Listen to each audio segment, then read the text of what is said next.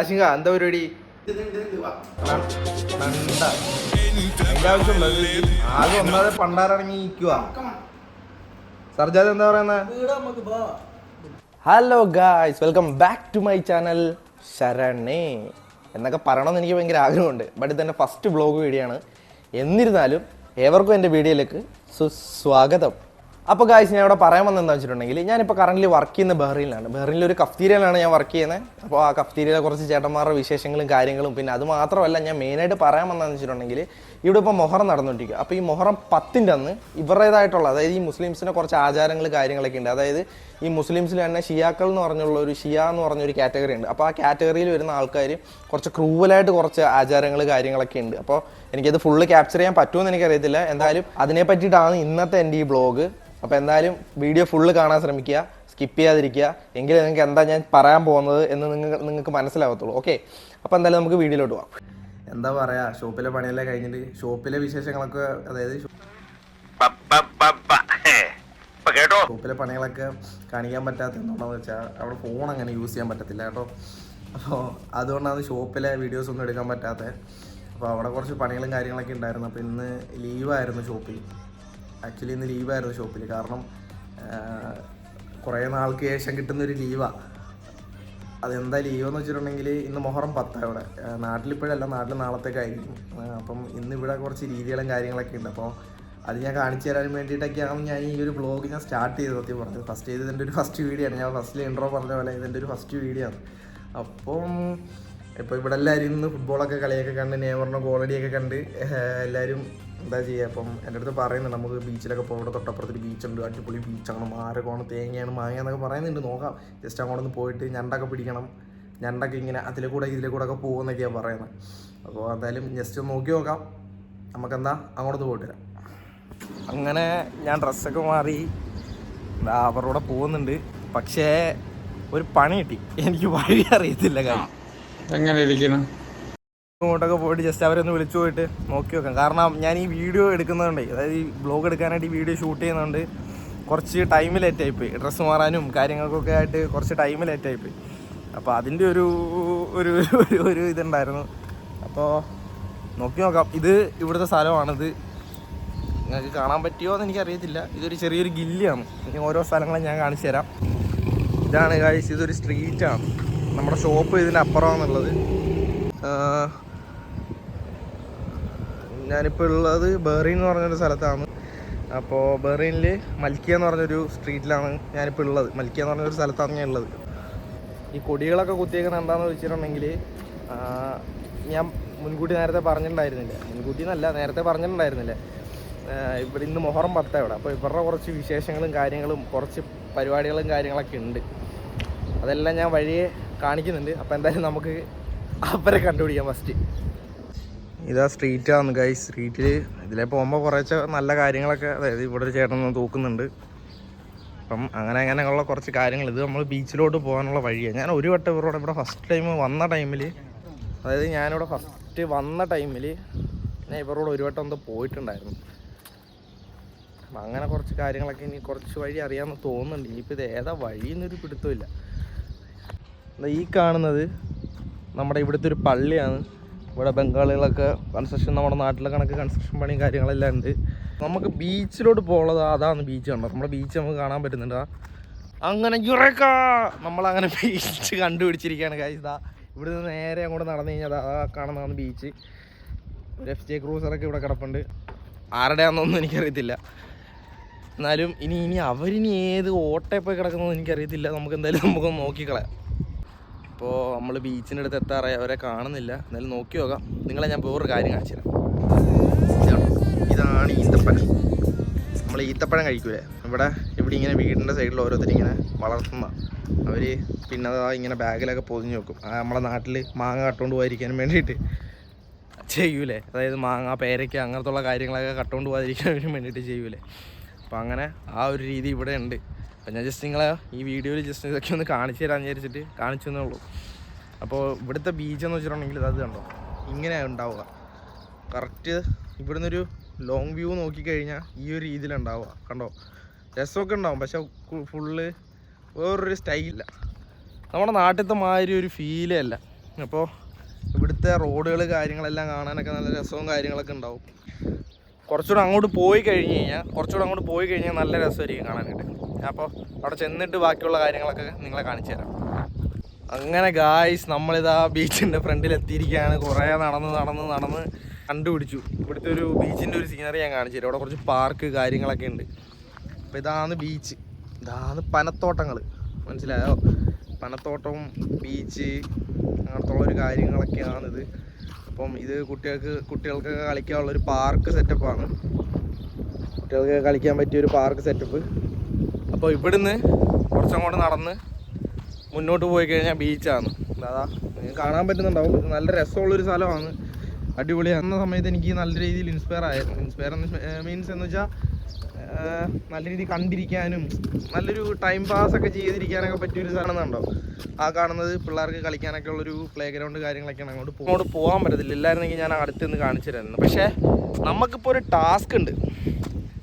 എന്താണെന്നറിയോ? അവരെ കണ്ടുപിടിക്കണം. ഇത് കണ്ടോ, ഇത് ഇവിടുത്തെ ബീച്ചിൽ തിരമാലയില്ല കഴിച്ചു. അത് ഞാൻ കുറേ ആലോചിച്ചിട്ടുണ്ട്. അപ്പം ഇവിടെയുള്ള ചേട്ടന്മാരെൻ്റെ അടുത്ത് പറഞ്ഞത് ഇവിടെ കടലിന് വലിയ ആഴമില്ല, നീ എത്ര ഇറങ്ങിയാലും നിൻ്റെ കഴുത്തറ്റം വരെ ഉണ്ടാവത്തുള്ളൂ വെള്ളം എന്നൊക്കെ പറഞ്ഞിട്ട്. അതുകൊണ്ടായിരിക്കാം മേ ബി. ഇത് ഇവിടുത്തെ കടലിൻ്റെ തിരമാല ഇത്രയേ ഉള്ളൂ. ഇവിടെ ബോട്ടുകളൊക്കെ ഇങ്ങനെ നിരത്തിയിട്ടിട്ടുണ്ട്. അങ്ങനെ ഗായ്സ്, നമ്മളിതാ അവസാനം അവരെ കണ്ടുപിടിച്ച്, എങ്ങനെയൊക്കെയോ കണ്ടുപിടിച്ച്. ഇതാ നിൽക്കുന്നെല്ലാം ഇവിടെ നീണ്ടു നിവർന്നായിട്ട് നിൽക്കുന്നുണ്ടോ? എല്ലാ എണ്ണവും കടലിൽ കിടക്കുക. ഇതാ ഈ നീലുടുപ്പിട്ട ആളാണ് കേട്ടോ, അത് നമ്മുടെ മാനേജറാണ്. മാനേജർ കാണിക്കേണ്ട കളിയാണ് കളിക്കുന്നത്. നോക്കി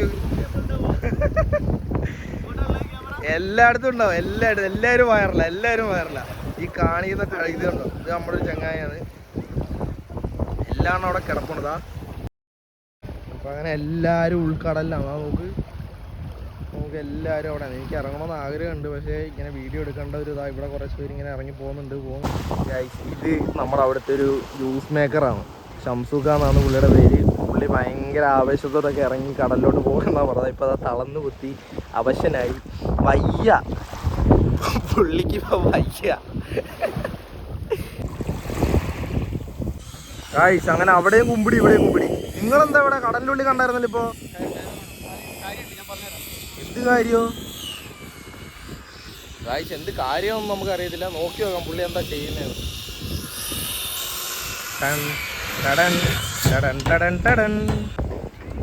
നിങ്ങൾ എന്ത് തപ്പുന്ന ആശങ്ക? കുറെ നേരം ആയല്ല. അങ്ങോട്ടെന്താ അവിടെ എന്താ ജാബിർ നിൽക്കില്ലേ? അവിടെ ഈ ഹൈറ്റില്, ഏകദേശം ഈ ഹൈറ്റില് വലിയൊരു കമ്പി. ആ കമ്പിയിൽ നമുക്ക് ഇത് കെട്ടിയിട്ട് ഒരു അടയാളം വെക്കണ്ടേ, ഒരു ചുവപ്പ് തുണിയോ അല്ലെങ്കിൽ എന്തെങ്കിലും കുപ്പിയായിട്ട് വെച്ചിട്ട്. അല്ലാതെ ആളുകൾ മൂന്ന് തലക്ക് തട്ടിയ ഉറപ്പാ ബ്ലഡ്. അങ്ങനെ പുള്ളിക്കാരൻ നന്മ. പക്ഷെ പറഞ്ഞൊരു നല്ല കാര്യമാണ് ഗൈസ്. ഇവിടെ എന്താ ചെയ്യാന്നൊരു പിടുത്തില്ല, നമുക്ക് നോക്കാം. ചെയ്യാം പുള്ളിയുടെ ഐഡിയയിൽ പുള്ളി എന്തെങ്കിലും ചെയ്യട്ടെ. പുള്ളി ചെറിയൊരു നന്മമരമാണ്. പുള്ളി അതാ പോകുന്നുണ്ട് അങ്ങോട്ട്. പോകുന്നു. സത്യം പറഞ്ഞാൽ എനിക്ക് ഇറങ്ങണമെന്നുണ്ട്, പിന്നെ വേണ്ട, പോയി നനഞ്ഞ് കുതിഞ്ഞ് ഒക്കെ തിരിച്ച് വരണം. ഞാൻ നോക്കട്ടെ ഇറങ്ങാൻ പറ്റുവാണെന്നുണ്ടെങ്കിൽ ഇറങ്ങിയിട്ട് അതിൻ്റെ ഉള്ളിലുള്ള വിശേഷങ്ങളൊക്കെ എടുക്കാൻ പറ്റുമെങ്കിൽ എടുക്കാം. അങ്ങനെ ഞാനും കടലിലാണ്. എന്തെടുക്കാനായിട്ട് ഒലക്കാത്ത ഇതാണ്. അപ്പോൾ ഞാനിപ്പോൾ ഏകദേശം ഒരു നമ്മുടെ സെൻറ്ററിലാണ് നിൽക്കുന്നത്, കടലിലെ സെൻറ്ററിലാണ് നിൽക്കുന്നത്. ഇത്രയുള്ള ആഴം. എൻ്റെ പാതി ടീഷർട്ട് പോലും നനഞ്ഞിട്ടില്ല. ഈ അരക്കിനപ്പോഴൊന്നും കുഴപ്പമില്ല. ഇതാണ് നമ്മുടെ താരം, മാനേജർ. അപ്പോൾ ഇതാ നമ്മുടെ നന്മമരം, ആശിംക കുത്തിയ കൊടിയാണിത്. ഇത് നമ്മുടെ സർജാർ. അപ്പോൾ ഞാൻ കുറച്ചുകൂടെ അങ്ങോട്ട് നീങ്ങിപ്പോയി കാണിച്ചു തരാം. ഇതാണ് നമ്മുടെ അലി, ഒരു പാകിസ്ഥാനിയാണ്. ഇതാ ഷംസുഖ വീണ്ടും ഇറങ്ങിയിട്ടുണ്ട് ഗൈസ്, വീണ്ടും ഇറങ്ങിയിട്ടുണ്ട്. നീർക്കുതിരമാതിരി രണ്ടെണ്ണം താ നീന്തി വരുന്നുണ്ട്. വലിയ ആഴമൊന്നുമില്ല, എന്നാലും നീന്തിയേ ഞങ്ങൾ വരത്തോളൂ എന്നുള്ളൊരു കഠിന തീരുമാനമാണ് അവർക്ക്. ഏത് അങ്ങനെ നീന്തിയേ വരത്തോളൂ. അപ്പോൾ നമ്മുടെ കൂട്ടത്തിൽ ഞാൻ നേരത്തെ പറഞ്ഞ ഷംസുഖ ഉണ്ടല്ലോ, പുള്ളി 38 വർഷമായിട്ട് ബെറിയിലുണ്ട്. അപ്പോൾ പുള്ളി ആദ്യമായിട്ടാണ് കടൽ കാണുന്നതെന്നാണ് പറയുന്നത്. ഞാൻ ജസ്റ്റ് ചോദിച്ചു നോക്കട്ടെ. എന്താ ഷംസുഖ, ഞാൻ പറഞ്ഞ ഈ പറഞ്ഞ കേട്ടൊക്കെ റെഡിയാ?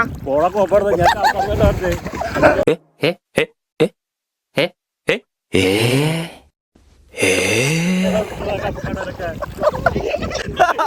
എനിക്ക്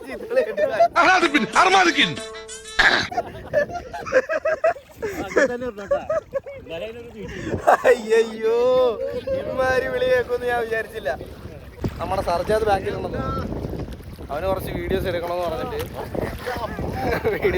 പറഞ്ഞിട്ട് ഞാൻ പിന്നെ അതൊക്കെ ഒന്ന് എടുത്തു കൊടുത്തിട്ട് വരാം. അപ്പം ടാറ്റ. അപ്പോൾ എന്തായാലും ഇവിടുത്തെ വിശേഷം ഞാൻ ക്ലോസ് ചെയ്ത് വന്ന്. അപ്പോൾ എന്നിട്ട് നമുക്ക് വൈകുന്നേരത്ത് 8 മണി കഴിയുമ്പോഴാണ് ഇവരുടെ ഒരു പ്രകടനങ്ങളും അങ്ങനത്തുള്ള കാര്യങ്ങളൊക്കെ ഉണ്ടാവുക. അപ്പോൾ അത് ഞാൻ എടുക്കാം. അപ്പം അതെടുത്തിട്ട് നമുക്ക് വൈകിട്ട് കാണാം. അപ്പോൾ ഞാൻ പറഞ്ഞ പോലെ നാട്ടിലിപ്പോൾ ഏകദേശം ഒരു 8:32 ആയിട്ടുണ്ടോ. ഇവിടെ ഇപ്പോൾ 5:30 ആയിട്ടേ ഉള്ളൂ. അപ്പോൾ അവരുടെ പരിപാടികളൊക്കെ തുടങ്ങാൻ പോവാം. അപ്പം നമുക്ക് അങ്ങോട്ട് എന്തായാലും പോയെന്ന് നോക്കിയിട്ട് വരാം. ഓക്കെ.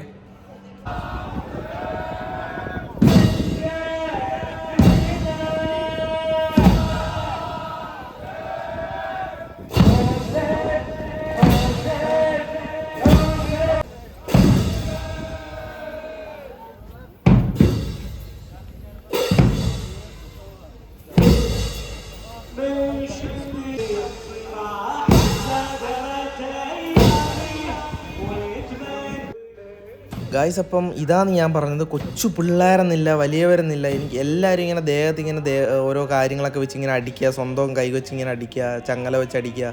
എന്തിനാ ഇതിങ്ങനെ ഇവർ ചെയ്യുന്നത്, അല്ലെങ്കിൽ എന്താ കാരണം എന്ന് സത്യം പറഞ്ഞാൽ എനിക്ക് കറക്റ്റായിട്ട് ഇതുവരെ മനസ്സിലായിട്ടില്ല. ഞാൻ 2-3 പേരുടെ ചോദിച്ചു, അന്നേരം അവർക്കും കറക്റ്റായിട്ട് ഇങ്ങനെ ഒരു ഉത്തരം ആ ഒരു രീതിയിലോട്ട് അവർക്കത് പറഞ്ഞു തരാൻ പറ്റുന്നില്ല. അപ്പം ഞാൻ എന്തായാലും ഇതിൻ്റെ എന്താ സത്യാവസ്ഥ എന്തായാലും എനിക്ക് അറിഞ്ഞ് ഞാൻ എന്തായാലും ഇത് വീഡിയോയിൽ ഇങ്ങനെ നല്ല രീതിയിൽ ഇൻക്ലൂഡ് ചെയ്യിക്കാൻ പറ്റുന്നുണ്ടെങ്കിൽ ഞാൻ ഇൻക്ലൂഡ് ചെയ്യിക്കാം കേട്ടോ.